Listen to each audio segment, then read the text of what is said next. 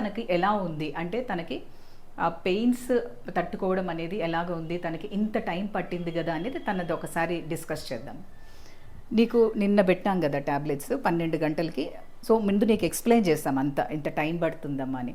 అంటే నీకు నొప్పులు ఎట్లా వస్తామని ఒకేసారి ఎక్కువగా వచ్చిందా, లాస్ట్లో ఎక్కువగా వచ్చినాయా? ఫస్ట్ బ్యాక్ పెయిన్ అది లైట్గా వచ్చింది మేడం. మళ్ళీ ఉండంగా బ్యాక్ పెయిన్ ఎక్కువై కడుపు ముందు పక్క ఎక్కువ బిగించినట్టు వచ్చేసింది మేడం.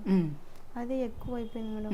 నైట్ 1కి అట్లా 1 నుంచి ఎక్కువ అవడం మొదలుపెట్టింది. అంటే నీకు ఆల్మోస్ట్ 3rd డోస్ పెట్టిన తర్వాత పెయిన్స్ అనేది ఎక్కువైనాయి. ఫస్ట్ డోస్కి ఓన్లీ బ్యాక్ ఏక్ వచ్చింది, మళ్ళీ తర్వాత తొడల్ పెయిన్ కానీ, తర్వాత నీకు లోవర్ అబ్డామిన్ పెయిన్ కానీ ఏం రాలే ఫస్ట్ డోస్కి.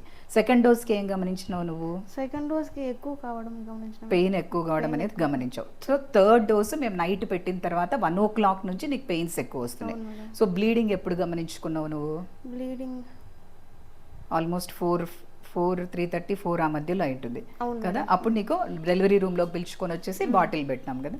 సో బాటిల్ పెట్టిన తర్వాత ఆల్మోస్ట్ 2 అవర్స్కి నువ్వు డెలివరీ అయిపోయినావు. 2 అవర్స్కి.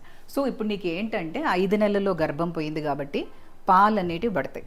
సో ఆ పాలు కూడా తగ్గేదానికి ట్యాబ్లెట్స్ తీసుకోవాల్సి వస్తుంది. ఒకవేళ అలా తీసుకోలేదంటే బ్రెస్ట్ ఎంగార్జ్మెంట్ వచ్చేసి ఫీవర్స్ వస్తాయి. సో ఇది నీకు సెకండ్ ప్రెగ్నెన్సీలో మళ్ళీ బేబీ పుట్టినప్పుడు నీకు ఏమి ఇబ్బంది ఉండదు, అంటే మిల్క్కి కానీ నీకు ఏది ఇబ్బంది రాదు. సో ఇంకొకటి ఏంటంటే ముఖ్యమైన విషయం, నువ్వు మళ్ళీ 6 months వరకు ప్రెగ్నెంట్ కాకూడదు. నీ టిష్యూస్ అన్నీ రివైవ్ అవ్వాలి, ప్లస్ నీకు మెంటల్ స్ట్రెస్ ఉంటుంది కదా, ఆ మెంటల్ స్ట్రెస్ అంతా కూడా నువ్వు మళ్ళీ దాటుకోగలగాలి. సో మళ్ళీ నువ్వు ఫిజికల్గా మెంటల్గా నువ్వు స్టేబుల్గా ఉన్నప్పుడు నేను మళ్ళీ ఇంకొక ప్రెగ్నెన్సీ తీసుకోగలుగుతాను అని నువ్వు ప్రిపేర్ అయినప్పుడు మాత్రమే తీసుకోవాలి. సో ఇప్పుడైతే ఒక 15 days వరకు దూరంగా ఉండాలి.